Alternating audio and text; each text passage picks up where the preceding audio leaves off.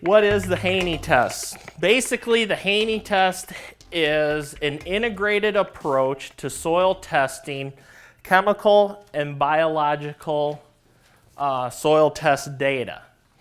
So basically what we're trying to do is trying to mimic nature's approach to soil nutrient availability the best we can in a lab. So they're basically taking the soil, drying it down, and trying to do water filtration tests and seeing what comes out of that soil. So we are able to keep that biological activity in it rather than using harsh chemicals or whatever that we use for normal soil testings. And really, I believe the test represents the next step in soil testing for the 21st century and implementing cover crops. This is going to tell us, the Cornell test, this Haney test, and whichever one we end up using, this is the test we're going to have to use in order we start implementing cover crops, bringing cover crops into our system. This is going to tell us a whole lot more. And basically, this tool was designed to answer some simple questions. What is our soil's condition? Is our soil in balance? And what can we do to help the soils? And really, once I get into this, you'll start seeing where it really does give us a tool that whether you're a dealer or a farmer, or you're a farmer trying to explain it to your landlord, this is something that is pretty simple, and we can show people what we're doing and what we're able to improve. Okay, so basically, as Doug said, I started in 2009. Okay, it was the fall of 2009. 2010, normal planting, planted in that April time frame, was doing real good. This was a 60-acre field that I bought in 2005. First farm I bought, and I'm, young, ambitious, ready to go, and started ProHarvest 2009. 2010, planted the corn crop. June 5th, this line right here, June 5th, the tornado totally wiped out that north end of the field. Came through, hit the neighbor's farm that was right across the road. His crib, shed, barn, everything was scattered across my field. Great way to start farming. So I ended up, got it cleaned off and got all the debris and trash picked off of it, trailer load after trailer load, and replanted that corn June 9th. And of course, insurance only paid 80% of the seed, so I had to put up another extra 20% of cost. And then they said, well, at the end, we'll figure out what your multi-peril is compared to your yield loss. I'm like, okay, great. I may get a check at the end. I'm thinking positive. Well, that year, most all the other farms, they averaged about 200 bushel. Mine was 175, which, man, replanting that north end on June 9th, and I still pull 175 bushel corn off of it. Well, my APH was too high, and the insurance company, the borderline was 155. So I didn't get anything in the end, but I had a yield loss. So I chalked it up, said, okay, that's fine. There was still some trash, and I was worried about nails and everything in that. So the next year I put corn again. Well, that north end didn't do too bad, but 2011, it was wet. There's a wet hole right here, and this is kind of going down a hill. It's kind of wet. But I ended up with 157 bushel yield.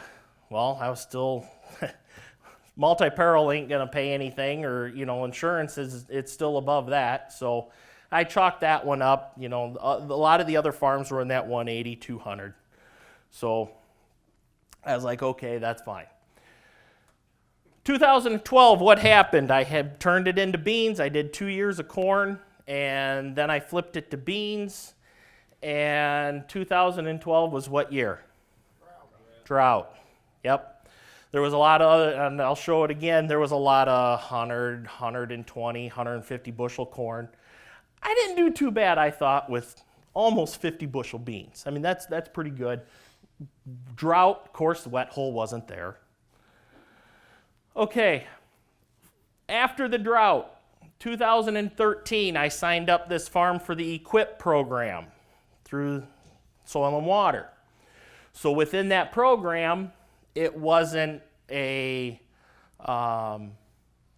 thing that they offered, but my local office said, hey, you're going to try cover crops on it. Let's do the Haney Test and see where your soil's at before you end up starting to use cover crops. I'm like, okay, that sounds good.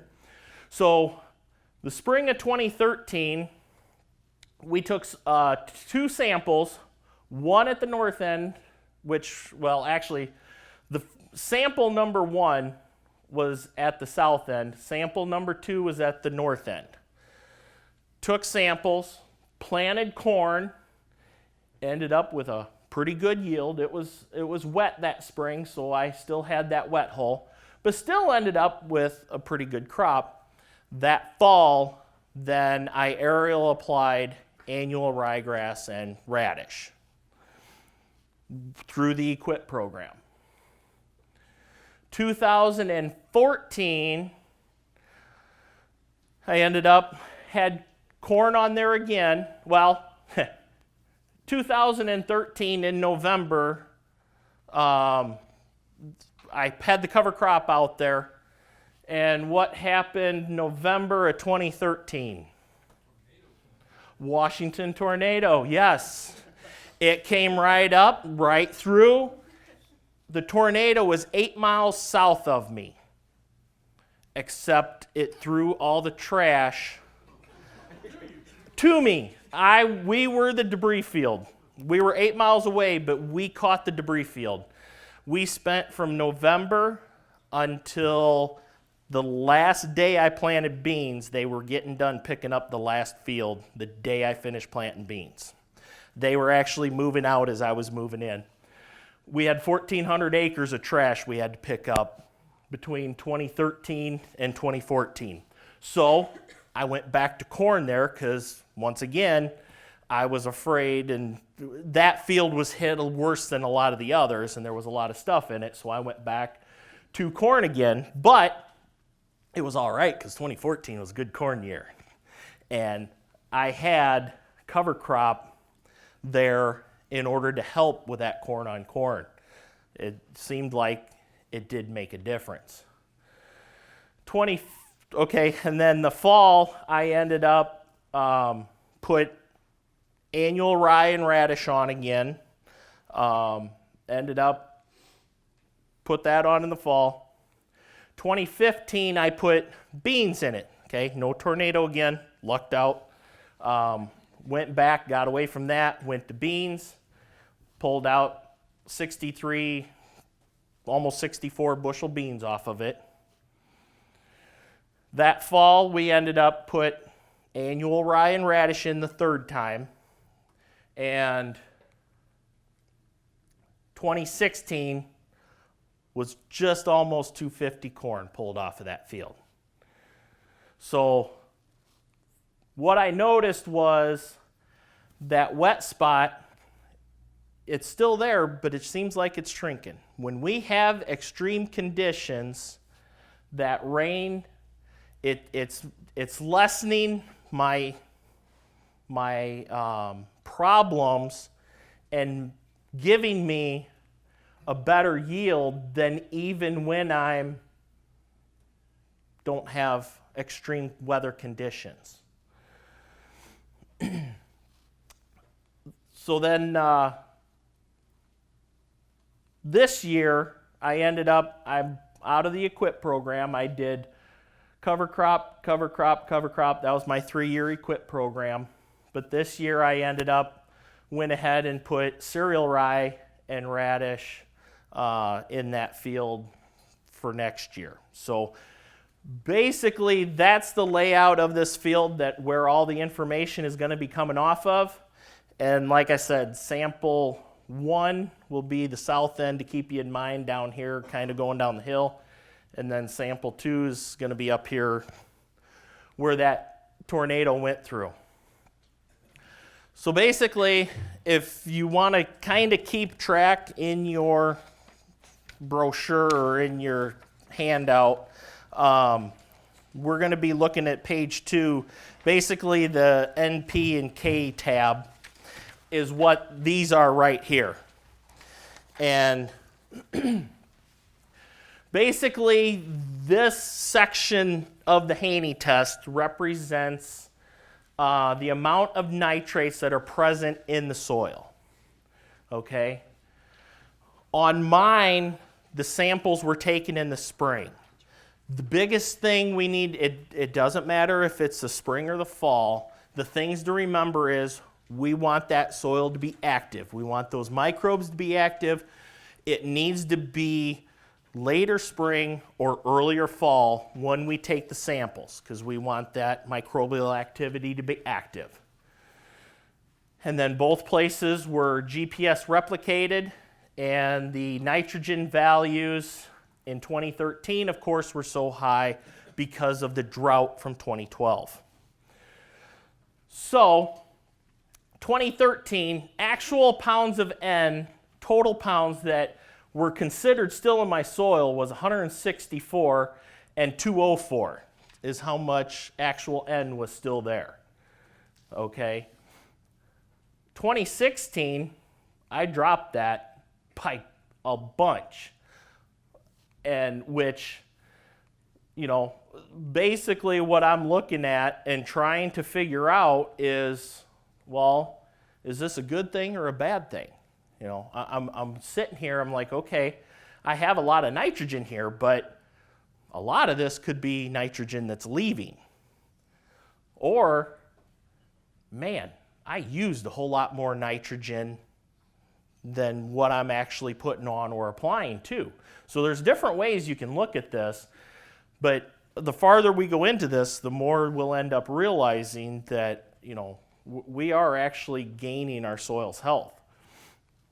And then our phosphorus, you know, in that, this one kind of had me baffled, but then once I figured out what the soil health was doing, it actually helps us gain on that end. And then on the potassium, it did the normal, you know, 130, 104, and then in 2016, dropped the 2 of them. So basically, if you take those, what we're looking at is I had $225 worth of nutrients still sitting in the ground after that drought, and 233. So I mean, we're pushing over $200 because of the drought, but then not implementing cover crops. We're leaving there that basically the cash crop can't use.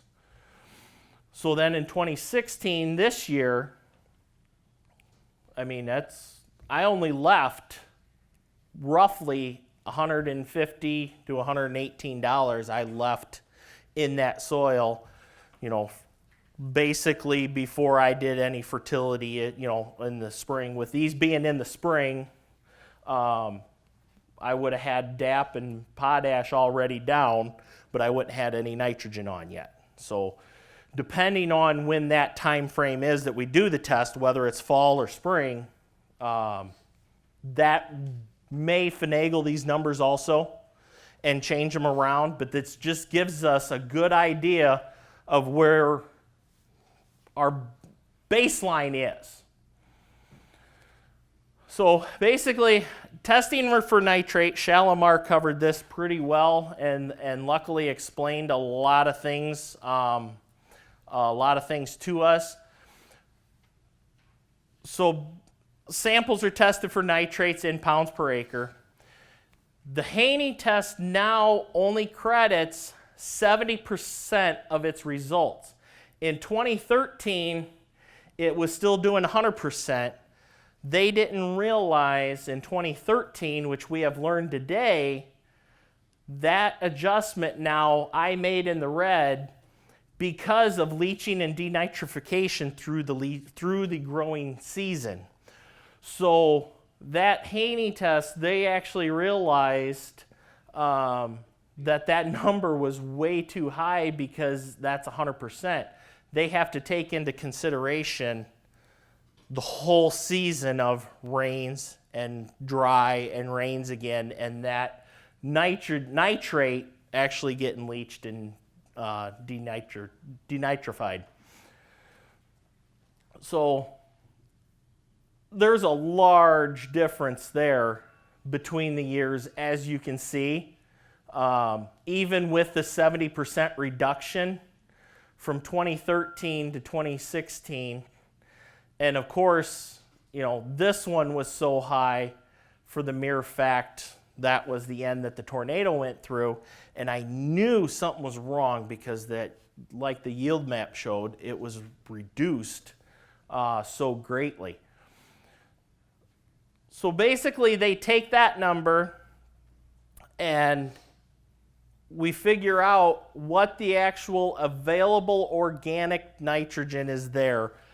This test right here is what any normal soil test results, that's what we're looking at here. So then the Haney test actually goes into it deeper and figures out how much is available that's actually organic form that can't be seen up here. So in that organic form, the national average, and this is a 4-year national average that the test actually shows. The averages are in your sheet. So normally, the national average of nitrates is 24 pounds per acre. And you can see, of course, with the drought and the tornado, how high I was. And then 2016, I'm still high here, but I finally hit the national average where the actual tornado went through. And the cover crop really seemed to help bring that back down. Let's see here, which way did I go?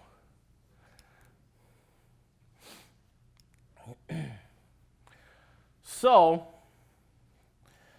actual available organic N, the national average is 35 pounds per acre.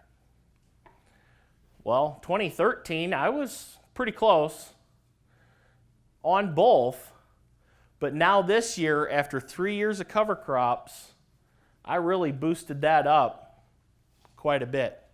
My organic, I have flipped my inorganic to organic by quite a bit.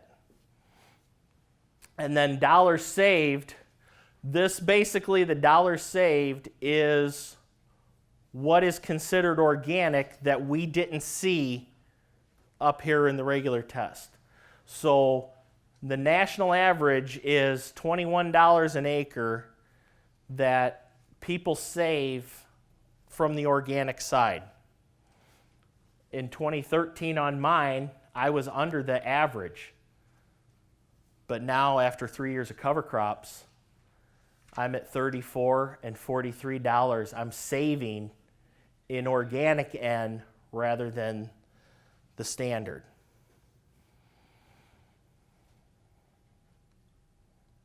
Any questions? When were those tests taken? In the spring. In the spring. Before planting? Right before planting. Okay. Yep. Thanks, Jay. Before planting, before nitrogen was put on. So Jay, would you say that's a $16 in-pocket advantage? Yes, basically a $16 advantage that we are gaining from the use of cover crops. That's actually trying to put a dollar amount on what we're gaining in that organic that we're holding. Basically, this measurement is the most important one out of the whole thing. And the one we really, with using cover crops, this is the one we want to focus on the most. So our 1 day carbon dioxide to carbon ratio is dried soil, and then it is wettened for 24 hours, and this is the energy that comes out of that when they do it. So basically, in 2013, I was at 45 and 36. The national average is 52. And this is in parts per million. Well, 2016, that jumped up 88 and 135 where that tornado went through. So I am skyrocketed in 3 years of cover crops. I skyrocketed right past what my old was and what the national average is for 4 years, 4-year national average. The organic carbon, Shalimar talked on this, how much the organic carbon and the organic nitrogen actually is. So basically, we'd be looking at 2013, we're in that 204 to 212 range. National average is 225. This field was below those. And then 3 years later, come back, we're hitting in that 273 and 312. And one of the other things that we've talked about is this field, the first year was real good stand. We had a real good crop. The second 2 years were very sketchy. They weren't good falls. 2014 and 2015 weren't great cover crop years, and the stands, I didn't know whether they were good enough to improve anything or not. But boy, this right here, it's showing me, even though they're sketchy stands for 2 out of 3 years, it's changing numbers. And then this is our carbon to nitrogen ratio. And there again, like Shalimar said, the lower the number, the more it can do. The higher the number, the slower that it works.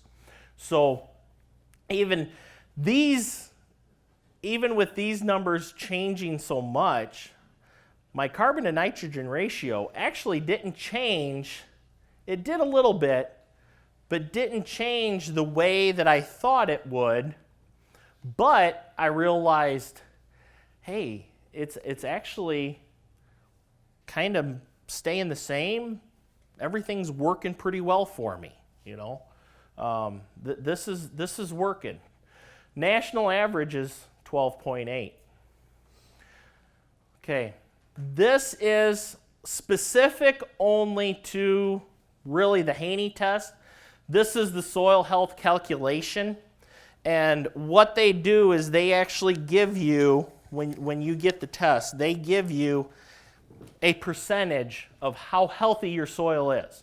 And this is something that's real simple and easy. You can go right to it, and it takes all the information and gives you basically a percentage of what it is. So that range for them is from 1 to 50. Okay? So I'm thinking to myself, okay, start at 1, I go to 50. The national average is 9.3. Okay? If our soils are sitting at this 9.3, how healthy is a 50? Is there a 50? Can there be a 50? It really, if we think we're doing good and our soils are healthy, that really opened my eyes. I wouldn't think they would make a scale like that if it couldn't be achieved. So that's why I'm so looking at trying to implement and see which cover crops will make the difference. But I was below national average in 2013. I was 7 3/4 and 6.2. And in 3 years of cover crops, I jumped that up to 13.8 and 19.6. So that really makes a huge, in my eyes, a huge difference. The other thing is, reason I like this test, and you know, with the soils in this condition, they give us a recommendation of 50% legumes, 50% grass is what I need to put on to increase my soils health calculator. Okay? 2013, where the tornado went through, they said I needed 60% legumes, 40% grass. Okay? Only thing I don't like is they just only recommend legumes and grass. They don't include brassicas. But in my own testing, with 3 years of annual ryegrass and radish, I'm able to change that recommendation to only a 10% legume and 90% grass. So I can actually start using more just grass now rather than a 50-50 mix. And the same way down here. It's not as drastic, but I still reduce the need of a legume and more of a grass because that brassica helps build the soil and helps change it to what a legume would do, which, as Doug was talking in this area, legumes are hard to get. The way that our soils are, it's hard to get them established. It's hard to get the benefit out of them with such a small window.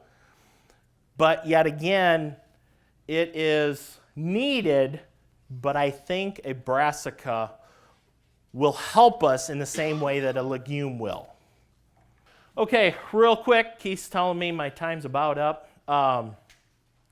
This is basically the nutrient pool, what is sitting there that water can extract in pounds. There's a total amount. And then, of course, well, this is basically not what water, this is basically the nutrient pool, and then the inorganic pool, and then the organic pool, which the inorganic pool is the easiest way to lose it through a field tile. Okay, so basically, real quick, 2013, we had that 169 for nitrogen totally. I was at that 169 and 225. Well, I reduced that greatly in 2016. National average is 77, and this would be the next page or so in the flyer, and it explains it a lot better. But the biggest thing I looked at was this inorganic. Where I was at in 2013 and where I'm at now, and these two numbers, how they flipped from inorganic to organic, really made a big difference. I was right at the national average. Now on those, to where actually I'm way above on the inorganic now with the cover crop, where I was just about average, with the others. And then the same way here, I was hanging around that average in 2013. But then again, I'm able, and the biggest thing with that is that I look at is the inorganic to organic change, how I've gone from 20 to 36 on the organic and from 60 to 49. Basically, these almost do a 180. And the same way from sample 2, this is of course where that tornado hit. I was in organic 64, organic I was at 18. that dropped to 29 to 43. So basically, in 3 years, I was able to do a whole 180 from inorganic to organic. And we're still, the national averages, we're along, this right here, I'm way below now the national average and on the inorganic, but way above it on the organic. This is real quick, just a yield comparison of the field with no cover crop at all for all 16 years. And then this field, I did not see, basically the biggest thing is down here. I did not see much of a yield reduction, yet this year I actually seen a yield increase. So, with this being a problem farm to where I felt like it had issues, finally I'm up now producing where the rest of my farms is, which this year that farm was one of my best farms.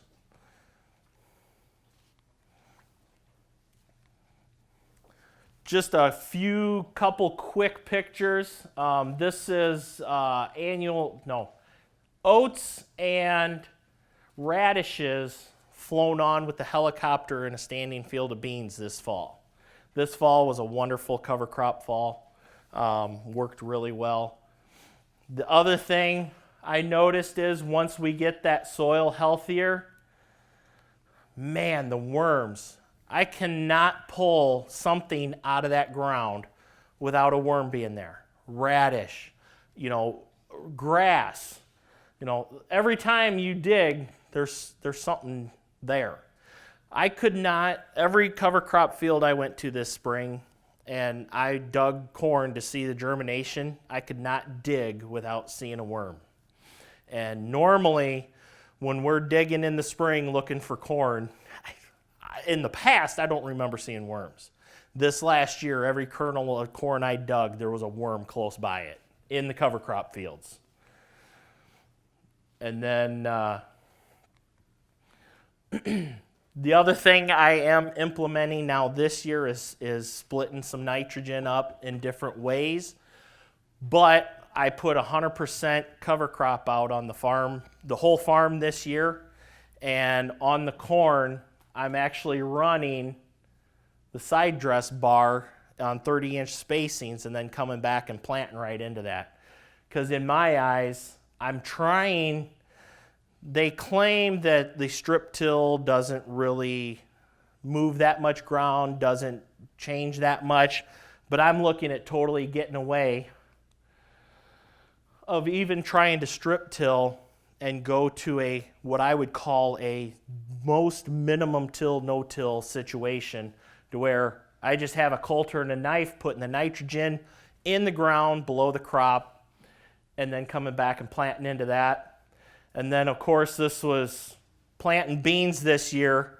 All the neighbors said I was in the jungle, planting in the jungle, because I had cereal rye, up to the axles, up above the boxes this year. But not something that I fully recommend, like I said, because it depends on what our carbon to nitrogen ratio is.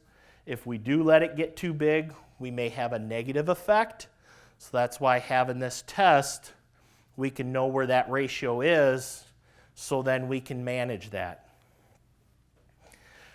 Conclusion, another tool, basically we're looking at adding another tool to our toolbox. We've said it time and time again.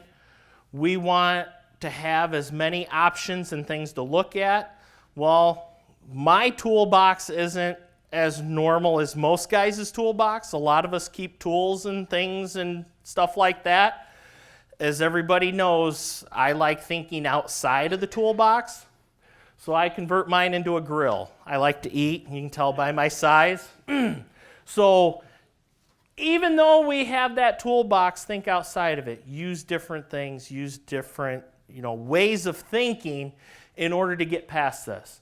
And then biggest questions customers have, or our dealers or people that we're working with, what cover crop or mix do I use?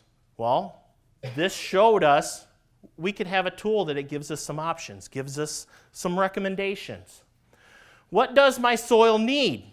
Well, here's a tool that this will tell us what our soils need and what cover crop we can use.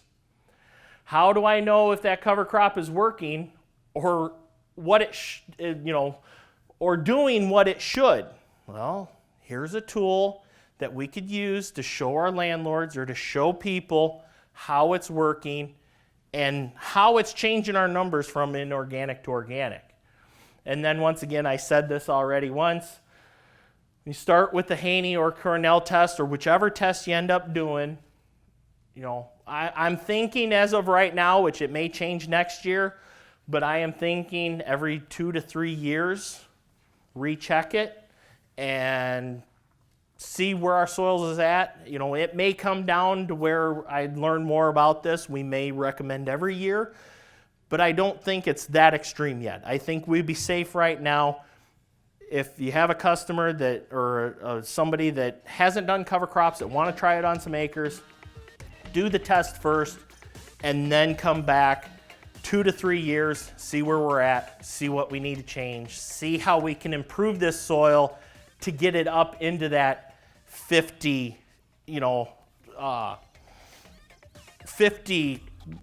index number rather than down in the teens.